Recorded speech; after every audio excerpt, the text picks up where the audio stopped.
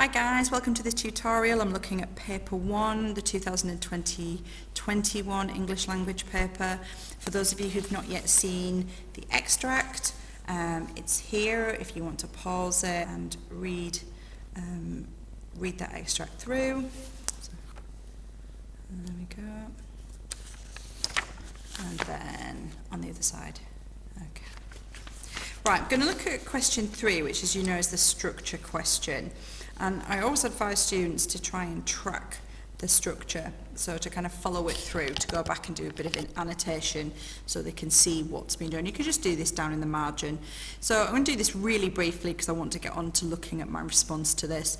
But I'm going to think about the fact that to start with, we've got this focus on the character of the master, some background information about him, setting up the idea that maybe he's a bit intimidating, a little bit more sort of worrying. I'm then going to focus on the setting and Ogwu's experience and thoughts and reflections of this city, which is sort of this idea of his new life that he's going to, and it's all quite sort of unusual to him. Then I'm going to focus on the idea of him sort of arriving at the master's house. So it's all the time it's building up tension because we're thinking about what's it going to be like when he meets this person. And then the writer incorporates some dialogue, and this dialogue indicates to me this idea of Ogwu is really keen to please his family, to not disappoint anyone, to not let anybody down. And so we've got this kind of dialogue going on, and then we've got this slight sort of flashback to his own village. And this sense of slight regret, wishing that he was back home, and there's a nice juxtaposition between the sort of humble nature of his village and this new sort of very swish, very posh looking city that he's moved to.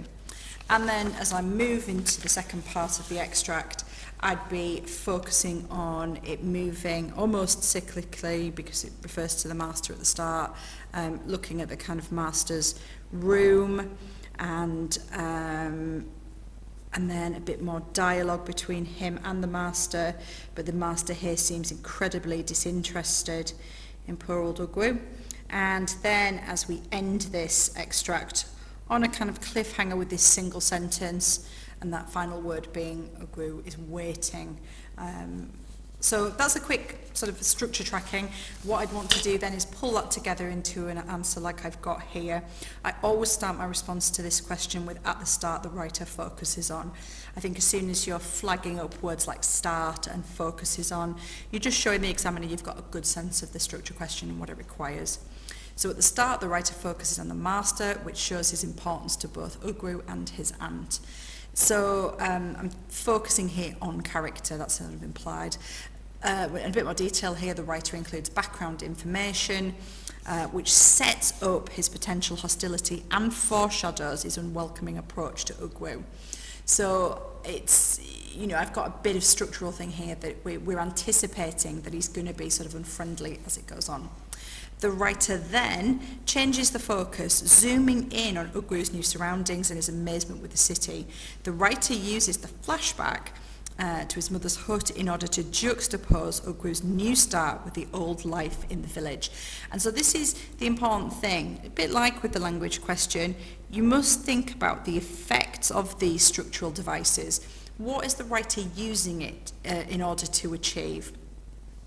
So the writer includes dialogue between Ogwu and his auntie, indicating his family has high expectations of him and wants him to do well.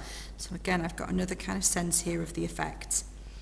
Ogwu's reply that I will learn fast shows us that he doesn't want to disappoint his proud and expectant family. So I'm moving into a more perceptive analysis of these effects of structure. In terms of, you know, I'm reading into what does that dialogue tell us about Ogwu and his relationship with his family. Okay, towards the end, the writer deploys a cyclical structure focusing on the master in his office, reading books and oblivious to Ogwu. We are left on a cliffhanger as the writer uses a single line sentence to show us that Ogwu was left waiting by a disinterested, somewhat rude new boss. Now, this is really short, as you can see. I've sort of squidged it onto one side, but I'm confident that this would be an 8 out of 8 response. I haven't covered every single thing, but this is a 12-minute kind of question, so how much can you do?